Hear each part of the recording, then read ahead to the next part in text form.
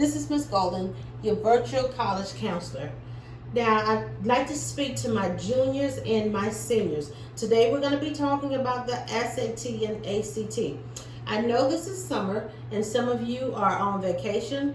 Others are traveling, visiting families, and some of you are home bored with absolutely nothing to do. Well, again, if you're in the 11th grade or the 12th grade, this is the time to start thinking about testing, taking the SAT and the ACT. Now, let me tell you a little bit about the SAT. With the SAT, this is a test. If you are thinking about going to a four-year college, most colleges do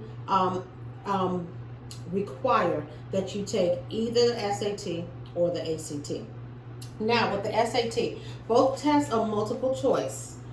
And the SAT is a paper and pencil test.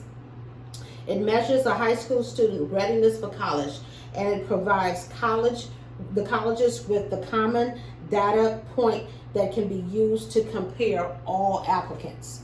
All right. Now, with the SAT, your scores range from the hundreds all the way up to 600. Now, if you score, the best score that you can possibly make on the SAT is the 1600. I said 600, I have to correct myself. It's actually 1600.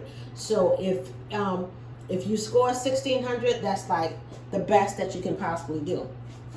However, as I mentioned before, your grades, of course, play a factor in being accepted to a four-year college university. However, they do look at your SAT scores and they look at your ACT scores. So this is the perfect time during the summer. If you're in the 11th and 12th grade, go to the library, go online. Now, I have in front of me the SAT prep and the ACT prep. This is the time that you go and you can start practicing. Yeah. It's important to start practicing. That helps you so you can start registering for the test. Once you've gotten this and you begin your prep time, you want to go ahead and also register. Now, there's a few test dates for the SAT. I'm going to give you the dates for the SAT and the dates for the ACT. Now, for the SAT, the test dates are in November, December, March, and May. If you're a senior, hopefully you've already taken it. If you haven't taken it yet, that's fine. You still have time. So you want to go ahead and register for the next test, which will be in November and December. Okay? There are fees for both tests. Now, for the SAT, the fee for the SAT is $52. If you don't have that, okay, or for students who qualify for free or reduced lunch, what you can do is contact your high school. Speak to your registrar, or if you have a counselor or a college counselor, speak to your counselor or your registrar, and there are fee waivers available. Okay, so you want to call them and you ask them, you let them know you want to register for the SAT or the ACT or both.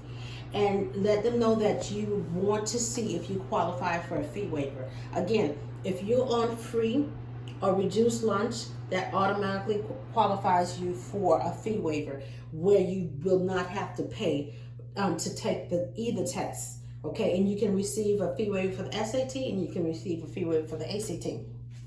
So you want to make sure that you do that. Very important. All right. Now, also with the SAT, there's also another part, a writing part with the SAT. It's not necessary for everyone.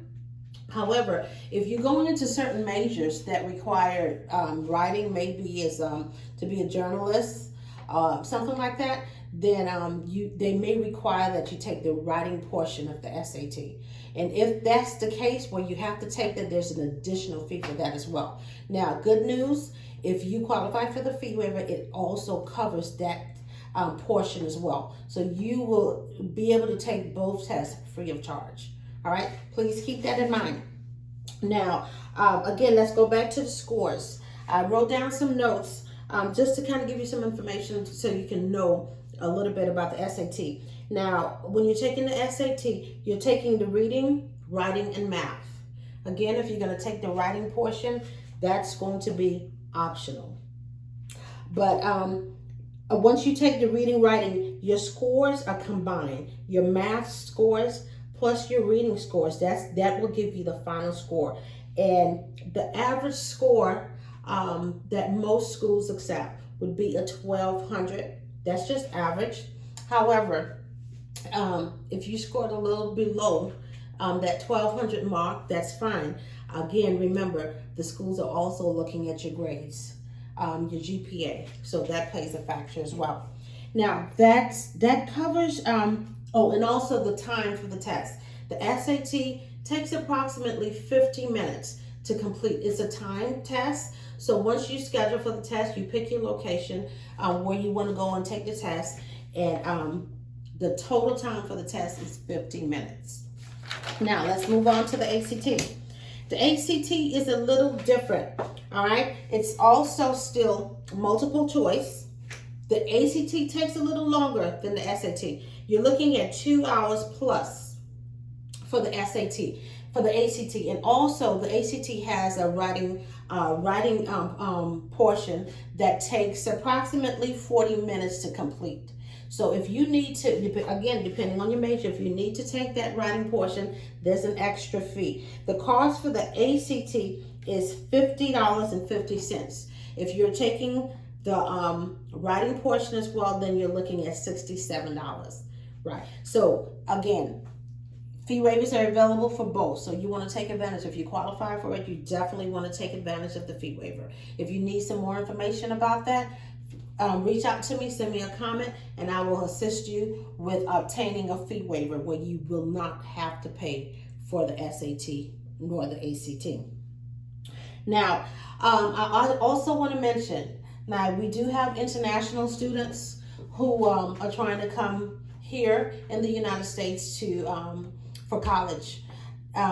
You still are required to take the SAT and ACT as well. Your fee is different. If you're an international student, you're looking at anywhere from $150 to approximately $160, $170 to take the test. The process is the same. You can go online to either the ACT.org or the SAT.org and register to take the test. But it's important that you figure out what months you want to take it. Let me give you the months for the ACT. There are more dates available for the ACT. With the ACT, it can be taken in September, October, December, February, April, June, July.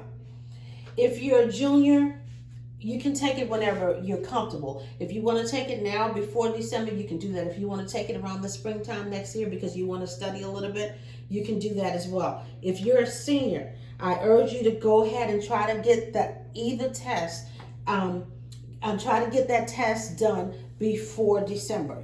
As a senior, because by March, colleges are making their decisions. So you want to go ahead and take the SAT and ACT before December. That's very important. So you have your dates for your ACT and you have your dates for your SAT. Let me talk a little bit about the scores for the ACT. The maximum score that you can make on the ACT is 36. Your average score is around 21. All right. If you score a little under 21.19, and remember, with your math and the readings, they combine those scores, and that's how you get either the 36 or whatever, the 21 or 19. All right. So once you get your score, say if you score below 17 or below 16 and you're not happy with that score, or that's not the score that your school is looking for, then you have a lot of time. You have enough time to retake the test. You can retake the test as many times as you need to. You don't want to exceed 3 times because for the most part, after you've taken the SAT or ACT 3 times, then your scores are not going to improve after that. So this is why I'm here today. This is here and this is available to you. You can go to your library. These books, if you're a hands-on person and you want to use a book, go to the library, check out these books. Use these books as a study guide prior to taking the SAT or ACT. Now, You can also go online. There are study guides online. Now, be mindful that when you do go online, a lot of companies are advertising study ACT prep, SAT prep. However, it comes with a fee. You'll have to pay for it. It's up to you. If you want to pay for it, if you want to go to a private institution that offers prep, and you want to pay and have a one-on-one with someone, you can do that. Okay, that's your choice. However, I just wanted to point out that there are free materials available for you where you don't necessarily have to pay for the test if you don't need to. All right, and you can get some of that online. And also, if you go to your local library, these booklets are available for you to study.